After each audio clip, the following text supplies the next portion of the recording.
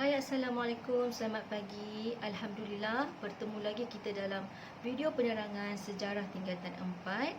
Kita masih lagi dalam bab 2, kebangkitan nasionalisme.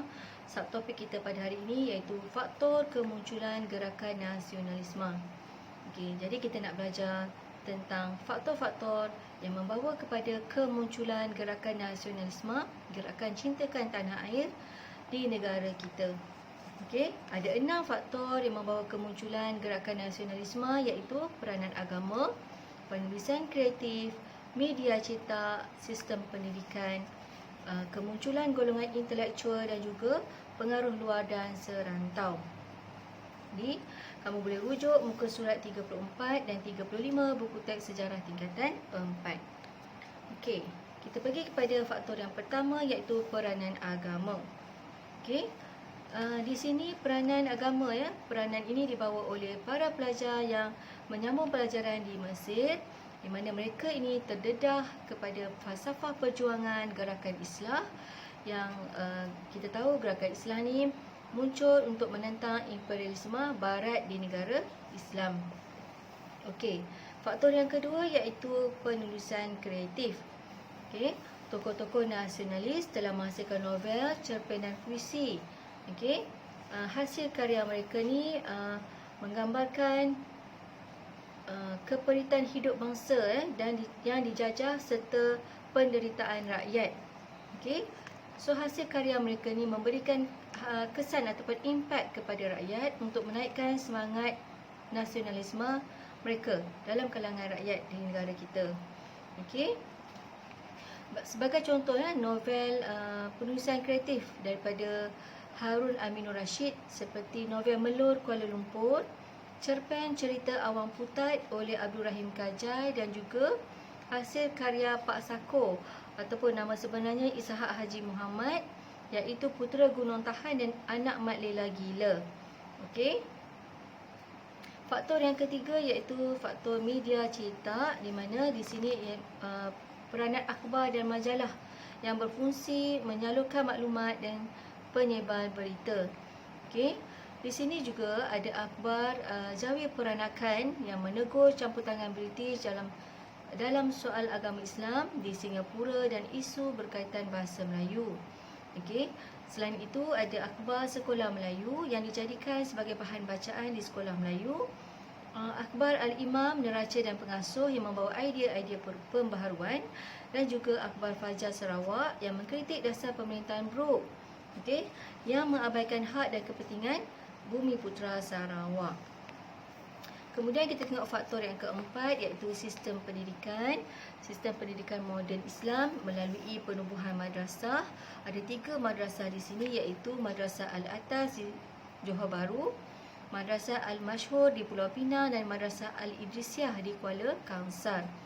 Institusi ataupun madrasah ini menerima idea daripada ulama kaum muda daripada Sumatera Barat dan juga idea-idea daripada para pelajar yang pulang daripada Mesir. Okey. Kemudian terdapat juga idea daripada pendidikan daripada penuntut-penuntut yang menuntut di Raffles Institute di Singapura, penuntut yang menuntut di Maktab Melayu Kuala Kangsar ataupun MCKK, dan juga penuntut di Maktab Perguruan Sultan Idris ataupun panggilan SITC, Sultan Idris Training College. Okey, di mana mereka ni menuntut hak untuk mendapatkan pendidikan supaya semua pelajar didedahkan kepada idea tokoh Islam dan tokoh Barat yang menggambarkan tentang kelemahan bangsa-bangsa yang dijajah, dan di samping itu mendesak British untuk melakukan pembaharuan. Okey. Seterusnya, faktor kemunculan gerakan nasionalisme yang kelima, iaitu munculnya golongan intelektual. Okey, yang berkembang daripada hasil perkembangan sistem pendidikan yang menghasilkan golongan intelektual ni sama ada lepas penuntut lepasan Timur Tengah ataupun lepasan pendidikan Inggeris dan Melayu. Sebagai contoh, lepasan Timur Tengah kita ada Syed Sheikh Al-Hadi yang menggerakkan idea pembaharuan dalam masyarakat, dan juga lepasan pendidikan Inggeris dan Melayu iaitu Abdul Kadir Adabi, Datuk Undang Rembau Abdullah Haji Dahan, Muhammad Yunus Abdullah, Ustaz Abu Bakar Muhammad Said, nama lainnya Abu Bakar Al-Bakir, dan juga Ibrahim Haji Yaakob. Mereka ni menggunakan akhbar dan juga menubuhkan persatuan yang bersifat sosioekonomi dan juga politik untuk menyedarkan rakyat kita tentang nasionalisme. Okey.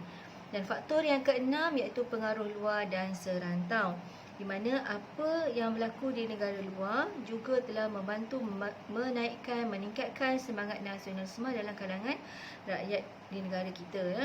Okey, kita tengok satu-satu, di mana contoh apa yang berlaku dalam kebangkitan pan-Islamisme yang bergerak bersama dengan gerakan Islah, ya. Okey. Kebangkitan pan-Islamisme yang berkembang di Empayar Ottomania menyedarkan umat Islam untuk bersatu menentang ancaman luar. Begitu juga pengaruh gerakan Islah di Mesir yang menggesa umat Islam melakukan pembaharuan yang progresif. Selain daripada itu ialah kemunculan Jepun sebagai kuasa besar dunia yang berjaya menewaskan Rusia, membuka mata penduduk tempatan kita untuk memperjuangkan nasib mereka iaitu bebas daripada penjajahan. Berikutnya pula ialah gerakan revolusi Cina di bawah pimpinan Dr. Sun Yat-sen, ya, yang telah berjaya menewaskan kerajaan Manchuria dan menubuhkan sebuah negara republik di China.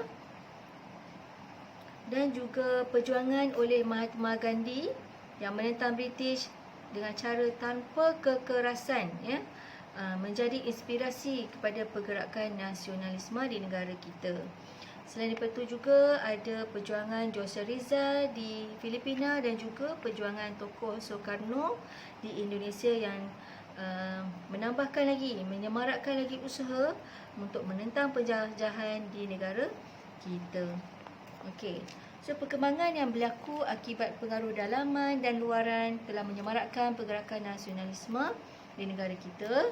Kesannya lahirlah golongan intelektual yang berjuang melalui organisasi, penulisan kreatif dan juga penubuhan persatuan bagi mendaulatkan negara kita. Jadi apa yang kita telah belajar hari ini? Kita belajar tentang 6 faktor membawa kepada kemunculan gerakan nasionalisme di negara kita, iaitu peranan agama, penulisan kreatif, media cetak, sistem pendidikan, kemunculan golongan intelektual dan juga pengaruh luar dan serantau. Jadi sampai di sini dahulu video penerangan kita pada hari ini. Sampai kita berjumpa lagi dalam video seterusnya. Sekian, terima kasih.